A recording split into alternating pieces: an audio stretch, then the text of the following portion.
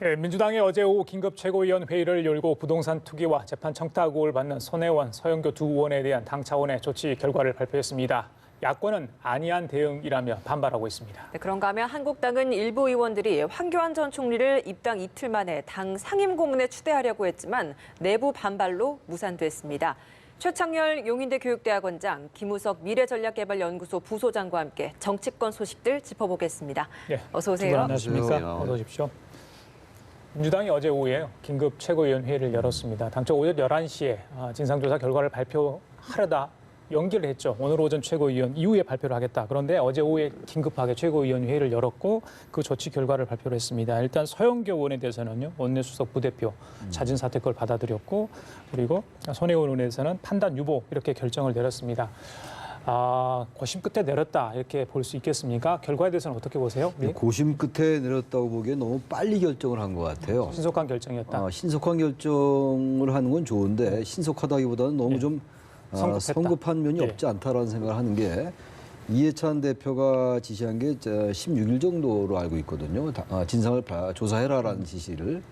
근데 이제 17일 날 이제 그 조사를 하고 어제 발표했잖아요. 하루 이틀밖에 안 걸렸단 말이에요. 그러니까 서영교 의원의 이 지금 사안은 비교적 이제 그 팩트 관계가 좀 명확한 것 같은데 그렇죠. 손혜원 의원의 이 부분은 굉장히 주장이 좀 엇갈려요. SBS가 그것을 보도했잖아요. 네. 근데 그 방송사의 보도와 손혜원 의원의 주장이 많이 다르거든요. 그렇다면 여러 가지 좀 조사를 해볼 필요가 진상을 보다 좀 명백하게 규명할 필요가 있을 것 같은데. 예. 이게 뭐 맞다 틀리다라고 아직 단정하기 어렵다 하더라도요. 하루 이틀 만에 그 주장이 그렇게 엇갈리는데 언론사와 이제 손혜원 의원 측의 주장이 이렇게 결론 낼 수 있었는지가 일단 좀 의문스럽긴 합니다. 예. 그다음에 서영교 의원의 문제는 이게 무슨 이제 부정청탁법이 시행된 게 2016년도 9월 이후니까 그 이전에 있었던 일이니까 실정법상으로 문제가 없는 것 같습니다. 근데 이 부분은 직권남용의 부분은 여전히 검찰이 만약 수사를 하게 된다면 그건 또 별개의 문제인 것 같고 따라서 지금 서영교 의원의 문제와 손혜원 의원의 문제는 이거는 이렇게 가볍게 볼 문제는 아닌 것 같아요. 그리고 또 하나는 일단 민주주의라는 게 중요한 게 책임성, 대표성, 반응성 이런 것들이거든요. 그러니까 국민들의 여론에 어떻게 신속하게 반응하냐의 문제예요. 그러니까 신속하게 반응한다라는 얘기는 신속하게 빨리 결정을 내린다라는 것과 좀 다른 얘기거든요. 여론의 추이를 좀 볼 필요가 있을 것 같아요. 국민들이 이것을 어떤 관점으로 보는가 이걸 좀 봐야 된다라는 생각이 들어서 조금 더 국민들의 여러 가지 그 시선 이런 것들 좀 엄중하게 생각할 필요는 있다는 생각을 합니다. 조사에 들어간 거는 빨리 했지만 그 결과물이 조금 더 생각보다는 이른 시간에 나온 것 아니냐. 그런 것 같아요. 결과에 대해서는 어떻게 보세요? 두 의원에 대한 결과에 대해서는? 저도 거의 비슷한 생각인데요. 사실은 신속하게 조사하고 신중하게 결론을 내렸어야 하는데 지금은 그런 것 같지는 않습니다. 지금 보면은 너무나 조급하게 어떻게 확산되는 것을 막으려고 하는 거 아니냐. 그러나 그렇다고 해가지고 막히는 상황이 아니지 않습니까? 어찌됐든 야당이나 언론에서는 계속 문제 제기를 할 테고 새로운 내용들이 계속 나오고 있어요. 그 발표가 있은 이후에도 그 소유한 채수가 계속 늘고 있고 또 그다음에 어떤 식으로 이게 진행돼야 하는지 이런 것들이 새로운 사실들이 계속 나오고 있는데 왜 서둘러서 이렇게 결론을 내렸을까? 무엇을 의식하고 긴급 최고위원회까지 열어가지고 이렇게 했을까라고 하는 의구심은 여전히 남는 것 같고요. 이제라도 이렇게 감정적으로 대응하기보다는 하나씩 풀어나가는 게 좋을 거라고 생각하고 저는 그렇게 생각합니다. 읍참마속이라고 하는 말이 있지 않습니까? 결국은 정권의 부담이 안 되고 여당의 부담이 안 되기 위해서도 그렇지만 청와대의 부담이 되지 않기 위해서라도 이거는 정말 추상 같은 그런 조치를 좀 취해야 한다. 그래야지 기강도 쓰는 거고 국가도 동력을 잃지 않고 정권도 동력을 잃지 않고 국가를 운영하고 이런 걸 봤을 땐 이렇게 온정적이거나 너무 조급하게 움직여서는 문제를 해결보다는 더욱 악화시킬 우려가 많다 이런 생각이 듭니다. 두 분 다 성급했다, 조급했다라고 판단해 주시는 것 같은데 앞서서 이제 국민의 여론 추이를 좀 더 지켜봐야 된다라고 하셨는데 당 내에서는 이미 좀 비판적 시각까지 나오고 있는 것 같아요. 야당은 물론이고요. 여론의 의식을 잘 파악하지 못한 결정이었다라는 게 당내의 비판적인 의식인데 이러다가 지금 지금 당내에 굉장히 분란이 조금씩 나오고 있는 상황인데 오히려 더 커지는 계기점이 되는 게 아닌가라는 걱정도 드는데 그러니까 어떻습니까? 최근에 이제 민주당 집권 3년 차인데요. 이것과 꼭 관련된 사안은 아닌데 다른 지금 말씀하신 것처럼 정책 혼선 이런 얘기도 나오잖아요. 예. 탈원전 문제 얘기도 나오고 그렇죠. 있고 또 손금주 이용호 의원의 입당이 안 된 것에 대한 얘기도 또 나오고 있고 그러니까 이거는 뭐 각자의 생각에 따라서 얼마든지 판단과 주장을 달리할 수 있는 부분들인데 어쨌든 이러한 것들이 자꾸만 중첩적으로 작용하면은 지금 개혁 동력도 점점 떨어지는 이런 마당이고요. 내년 총선을 앞두고 지금 여당과 한국당과 민주당과의 대치는 점점 가파라질 것이고 김태우 신재민 전 사무관의 이 의혹도 여전히 지금 진행 중인 사안이잖아요. 그렇다면 이런 것들은 그야말로 관리의 문제거든요. 개혁 동력을 확보해 나가고 가뜩이나 여소야대 상황에서 이런 상황에서 이런 문제를 어떻게 잘 국민들 눈높이에 맞게 관리하냐는 굉장히 중대한 문제죠. 그러니까 손혜원 의원이나 소영교 의원 문제를 어디가 맞다라고 아직은 저도 단정 짓기가 어려울 것 같아요. 워낙 주장이 첨예하게 예. 갈리기 때문에 단지 이걸 좀 아까 뭐 신중하다라는 얘기했는데 신중하게 처리할 필요가 있고요. 지난해 이런 문제가 불거졌을 때 굉장히 빨리 또 제명을 했죠. 안희정 전 지사라든지 정봉준 전 의원 같은 예. 경우 그때 사안과는 물론 전혀 다른 사안이긴 합니다만 그래서 뭔가 이러한 비판을 의식을 해야 될 것 같아요. 집권 세력이 집권 3년 차에 뭔가 안이해진 것이 아니냐라는 비판이 분명히 있을 수 있잖아요. 그런 비판이 당내에서도 제기되는 걸로 제가 알고 있는데 이런 것들은 개혁을 위해서도 그렇고 내년 총선 승리를 위해서도 그렇고요. 보다 이럴 때일수록 촛불 민심 초반의 생각과 그리고 국민의 생각이 무엇인지를 면밀하게 관찰할 필요가 있다. 지나치게 어떤 그 정치 공학적인 정치 프레임에 사로잡힐 필요는 없을 예. 것 같아요. 보다 좀 더 면밀하게 엄격하게 성찰할 대처를 필요가 해야 한다. 있다라는 예. 생각합니다. 그 야당이 이제 공세를 하고요. 그 선두에는 이제 자유한국당 있는 것 같아요. 나경원 원내대표, 김병준 비대위원장, 김정숙 여사 얘기까지 같이 이렇게 섞어가지고 이야기를 했습니다. 청와대에서는 최소한의 예의와 선을 좀 지켜달라 이렇게까지 이야기를 했습니다. 글쎄요, 어떻게 보십니까? 제가 어제 이 뉴스를 뭐 그 야권의 한국당 인사하고 같이 봤는데 이 뉴스를 보면서 청와대가 그러면 야당에게 최소한의 선을 지켰느냐 그런 불만을 얘기하더라고요. 그러면서 전 정권의 대통령에 대해서 했던 여러 가지 얘기를 하는데 여기 이 자리에서 얘기하긴 그렇지만 하여튼 그런 식으로 하다 보면 야당에서는 또 거기에 대한 불만이 나오거든요.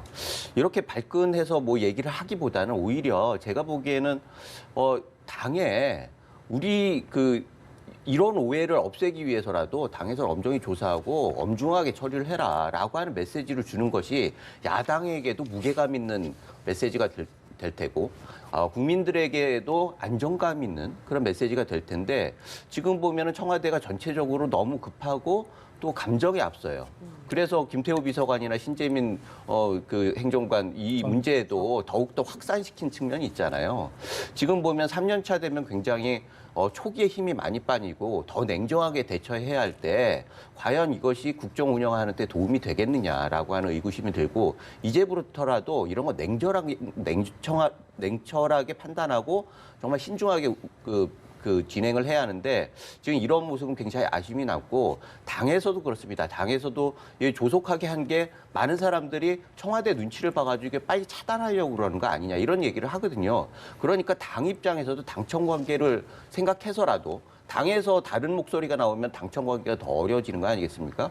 지도부가 굉장히 중요합니다. 그런데 지도부에서 이것을 조급하게 빨리 마무리하기 위해서 어제 같은 그런 조치를 한다고 하면 당청 관계도 더 어려워질 수 있다. 그리고 원내 국회의원들이 다른 목소리가 계속 또 나올 그런 여건이 되기 때문에 이런 것들을 관리하기 위해서라도 이런 대응은 청와대에서 이렇게 선을 지켜달라 이런 것들은 점잖하게 하지만 어떻게 야당 입장에서 위협같이 느낄 수 있는 이런 대응은 바람직하지는 않은 거 아닌가 그런 생각이 듭니다. 예, 조 교수님 어떻게 보십니까? 저는 손혜원 의원과 김정숙 여사와의 관계를 거론하는 건 이건 적절치 않은 것 같아요.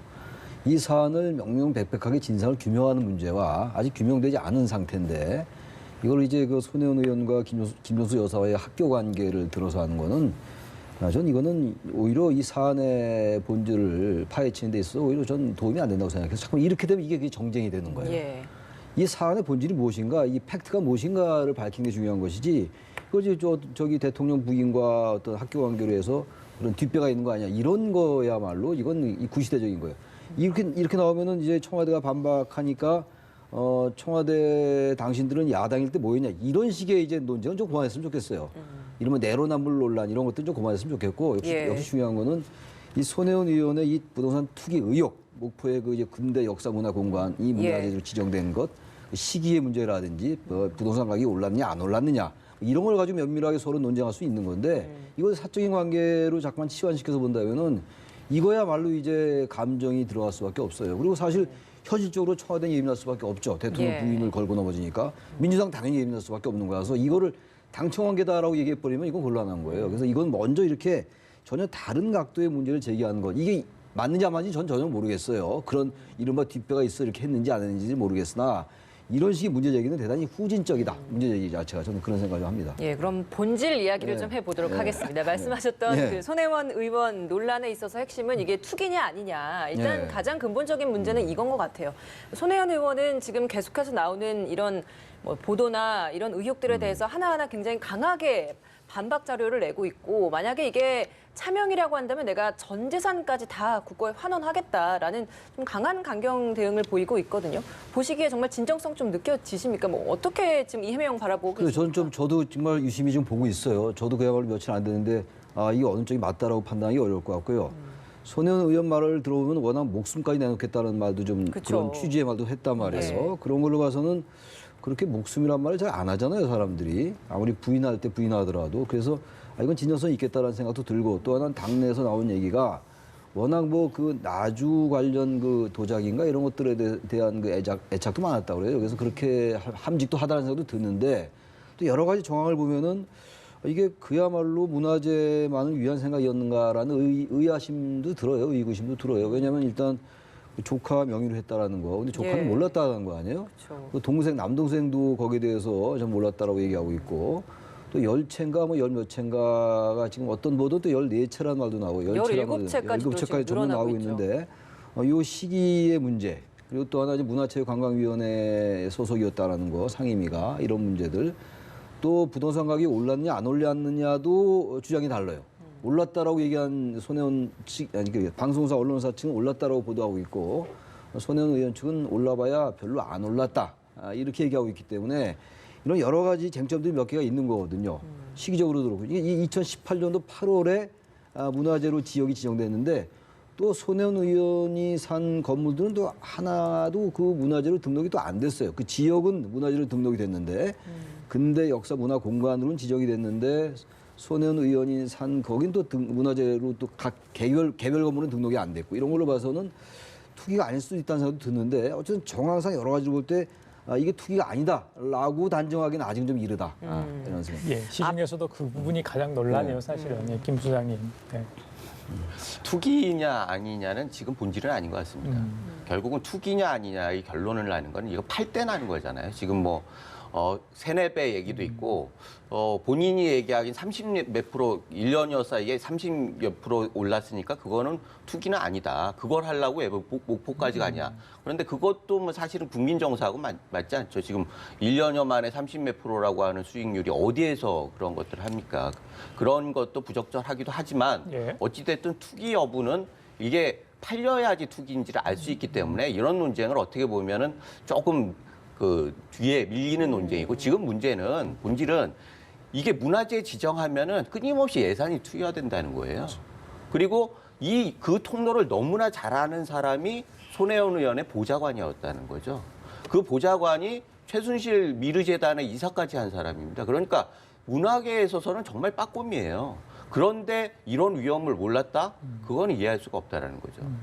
그래서 지금 이걸 계속 변명을 하고 마치 이걸 위해서 뭐 직을 걸고 재산을 다 걸고 그렇게 얘기하면서 투기로 계속 몰아가거든요. 투기 문제는 어떻게 아까 말씀드렸듯이 결론 내기는 힘들어요. 이거는 어떤 객관적인 잣대가 없기 때문에 그거는 팔 때의 가격을 통해서 알 수 있기 때문에. 그렇지만 엄연히 이게 문화재로 등록되면 예산이 계속되고 그것에 따라서 이익을 볼 수 있는 구조가 명확하기 때문에 이거는 그 자체로서 굉장히 중요한 문제고 게다가 많은 언론들이 얘기해도 이해 충돌이잖아요, 이거는. 자기가 지정을 하는데 굉장히 결정적인 역할을 하는 사람이 그 시점 쪽에서 10여 채의 그 건물을 사고 이런 것들이 국민 정서에 납득이 됩니까? 이게 법적인 문제가 아니에요. 그렇다면 이런 의혹들의 어느 곳에서 얘기가 좀 돼야 된다고 보세요. 지금 이제 나경원 원내대표는 뭐 상임위 개최 이야기도 했어요. 관련 상임위 이야기도 했는데, 네. 그래서 뭐 조사를 해야 되는데 민주당 당 차원의 조사는 이미 이제 결과가 좀 나왔고요. 추가 조사도 하겠다 이야기가 있었습니다만 네. 어떻게 되는 겁니까? 일단은 민주당에서 제대로 조사했는지는 모르겠습니다. 사실은 보좌관도 부르고 내용도 확인하고 언론에서 하듯이 이런 것들을 하나하나 하다 보면 결론이 날 거 아닙니까? 그런데 그런 조사 전에 일단 국민적인 의혹이 있는 것들은 현실이니까 최소한 문화위원회 간사직은 내려놔야죠. 그 자리를 통해서 이렇게 큰 국민적인 파장이 있는 이런 일이 벌어졌다고 하면 정치적인 책임을 져야 하는 거죠. 그런데 그거를 안 지고 모든 것을 걸겠다? 이게 어떻게 그것이 만약에 당에서도 용인된다고 하면 당은 더 큰 권력의 눈치를 보고 있는 거 아니라라는 야당의 주장을 상당히 근거 있게 만들어주는 그런 것일 수 있기 때문에 이 부분에 대해서는 첫 번째 그 직에서 물러나야 하는 거고요. 그런데 지금 뭐 당에서는 그거 할 필요 없다. 소명 인정한다. 그러고 그냥 지나가고 있는 거 아닙니까?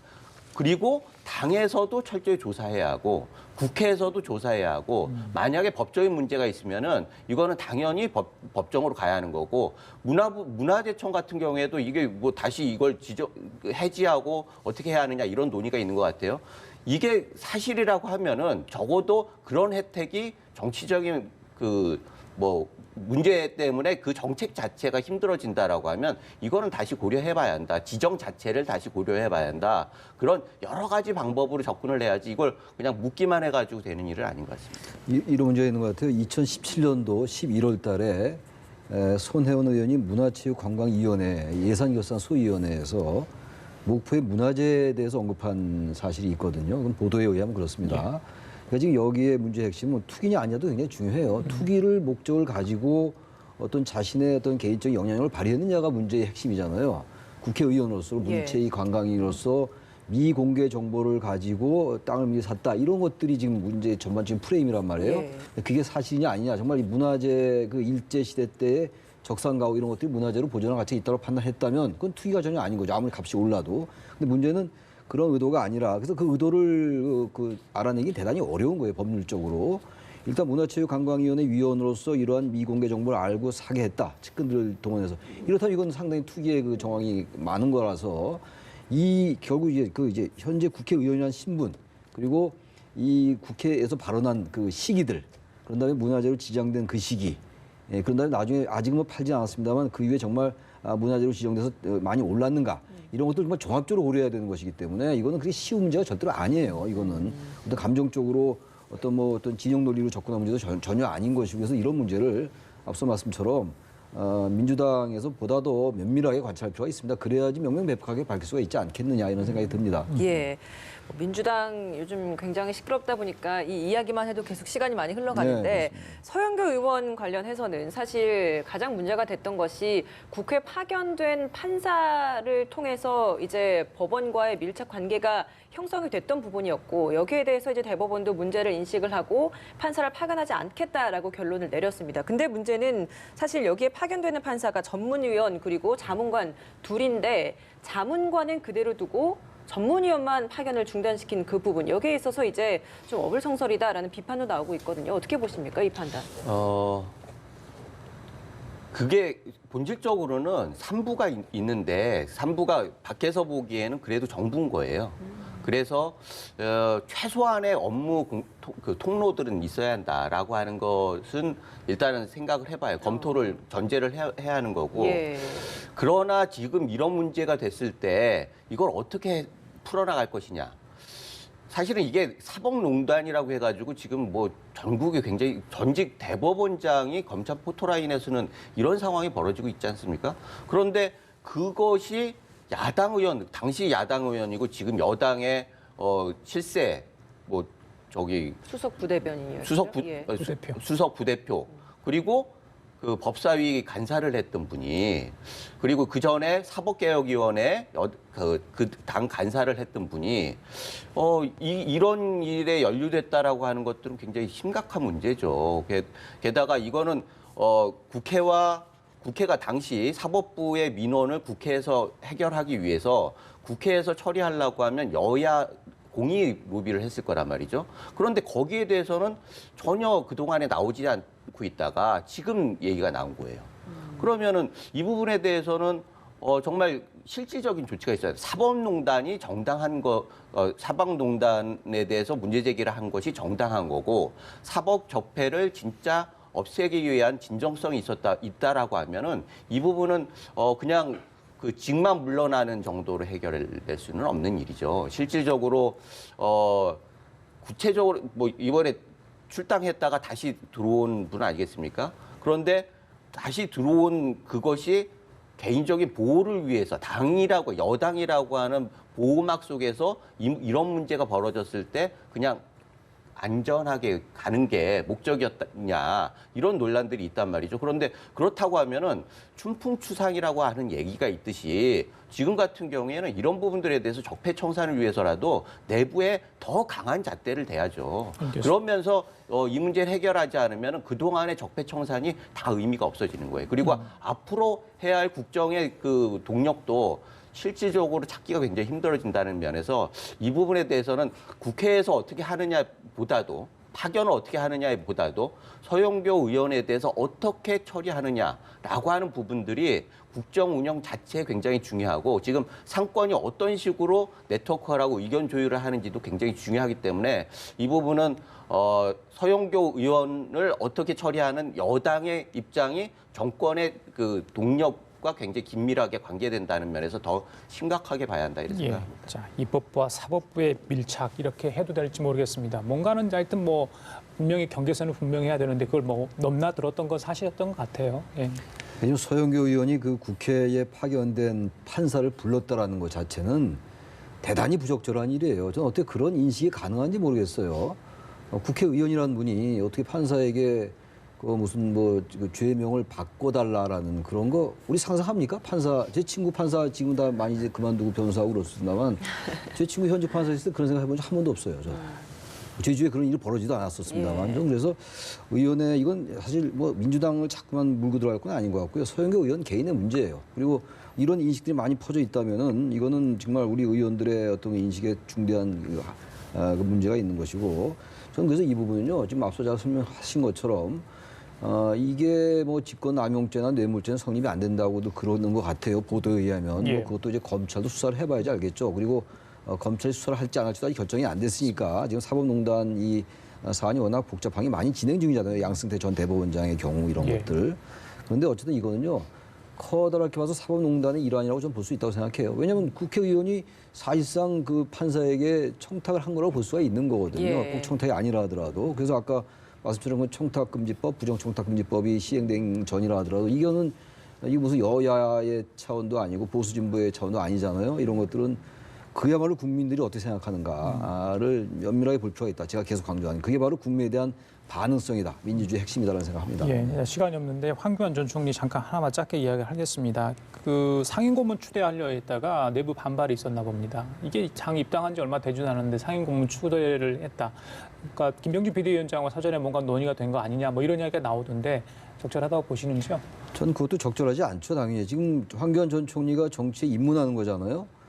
입문의 전 변도 대단히 적절치 못하다고 생각했어요. 통합해야 된다라고 얘기하는데 자신이 그 박근혜 전 정권의 2인자였는데 명실상부한 법무장관에다 국무총리를 했고 그 정권의 책임자였잖아요. 사법적인 책임은 없다 하더라도 그런데 거기에 대한 반성과 사과는 전혀 전제되지 않고 통합만을 얘기했다는 것도 통합만을 언급했던 것도 적절치 못한데 그런 것들에 대한 여러 가지 지금 해명도 안 된 상태에서 또 상임고문을 한다?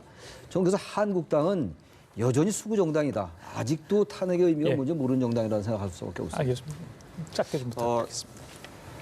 입당해서 상임고문하는 경우는 종종 있었습니다. 문제는 이분이 당권 주자, 유력한 당권 주자라는 거죠.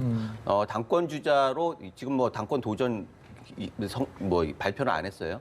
그러나 누가 봐도 지금은 당권 도전의 가능성이 굉장히 높고 게다가 뭐 제일 유력한 주자잖아요. 그런 면에서 이건 상임 고문이라고 하는 직이 당권 그 레이스 하는데 어떻게 보면 도움이 될 수도 있는데 이런 것들을 섣불리 얘기하는 거에 대해서 좀 부적절하다 이렇게 생각이 듭니다. 알겠습니다. 지금까지 최창렬 용인대 교육대학원장, 김무석 미래전략개발연구소 부소장 두 분과 함께 얘기 나눠봤습니다. 말씀 감사합니다. 고맙습니다. 예.